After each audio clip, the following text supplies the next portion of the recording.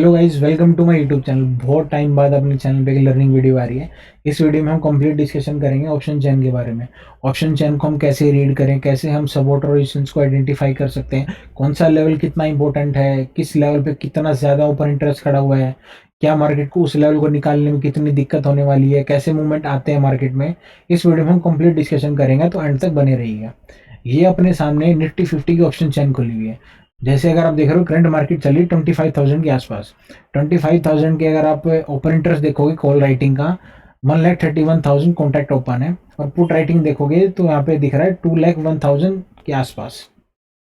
ये नंबर आपको अलग दिख रहा होगा, ब्रोकर में आपको अलग दिखता होगा। उसका रीजन है ब्रोकर में जो OI डाटा दिखता है वो क्वांटिटी से मल्टीप्लाई होता है। अगर हम 1,31,000 को मल्टीप्लाई बाय 75 कर देंगे तो लगभग उतना ही आ जाएगा। जैसे मैं आपको ब्रोकर का दिखाता हूँ, यहाँ पे 25,000 के आसपास दिख रहा है 104 लाख का ओपन इंटरेस्ट। उसमें ज़्यादा क्यों दिख रहा है? क्योंकि वहाँ पे क्वांटिटी के हिसाब से दिखाया जा रहा है। इस नंबर को अगर आप 175 से मल्टीप्लाई कर दोगे तो उतना ही नंबर आसपास आपके आ जाएगा।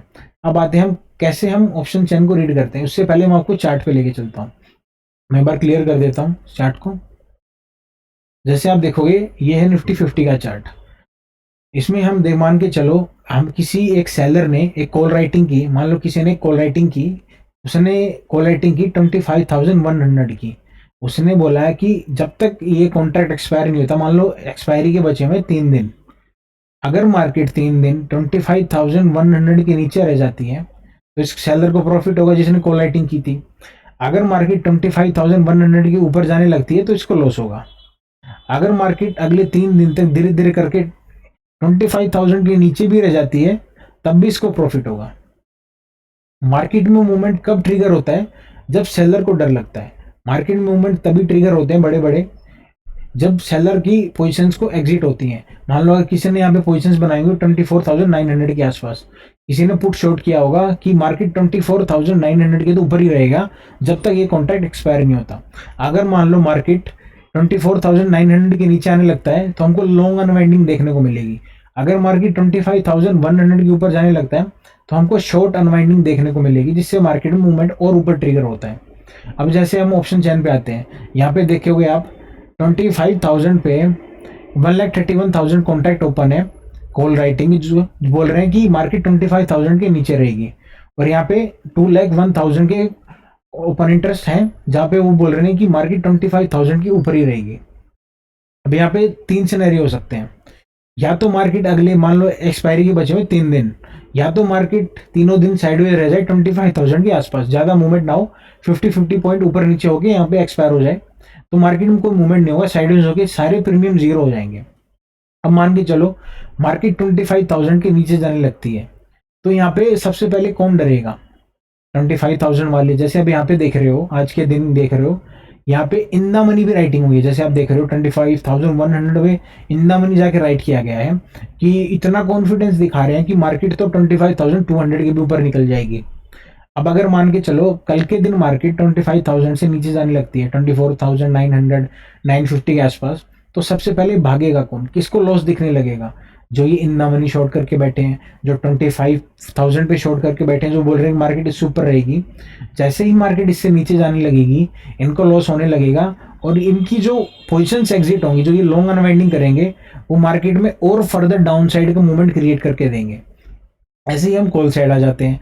अगर मार्केट 25,000 के ऊपर निकलने लगती है तो यहाँ पे लॉस किसको दिखने लगेगा? जो यहाँ पे कॉल राइटिंग करने लगे हैं, सबका एक certain amount of stop loss होगा। जैसे ही मार्केट 25,000 के ऊपर निकलने लगी या सस्टेन होने लगेगी तो ये अपनी पोजीशंस को एग्जिट करना स्टार्ट कर देंगे, जिसमें मार्केट में और फर्दर अपसाइड मूवमेंट ट्रिगर हो जाएगा।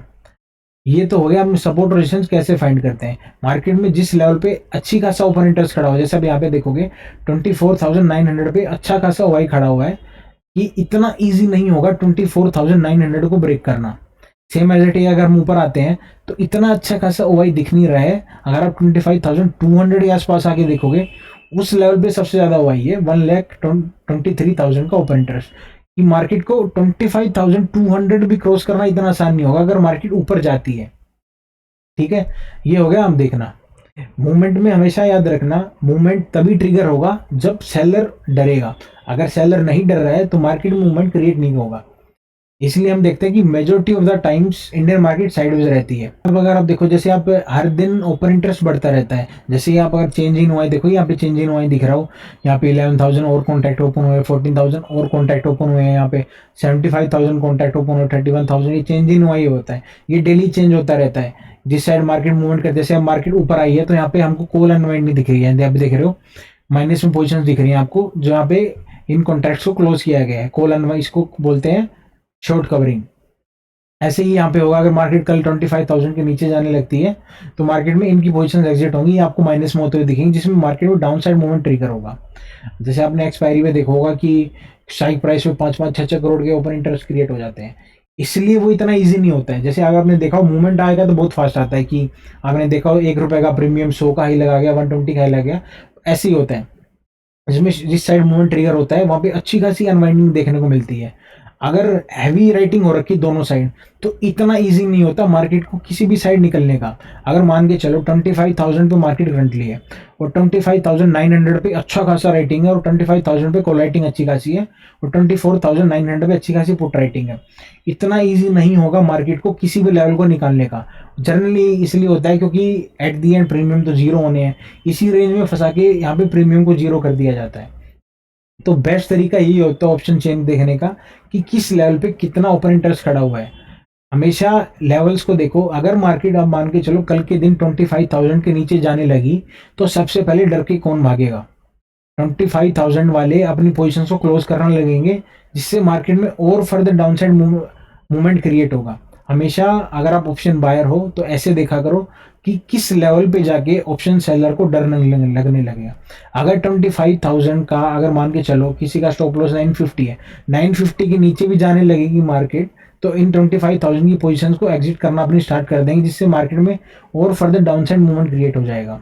तो हमेशा ये याद रखना होता है कि बायर का पैसा तभी बनेगा जब सेलर डरेगा। अगर आप बायर हो तो हमेशा याद रखना मार्केट मूवमेंट तभी आएगा जब सेलर डरने लगेगा।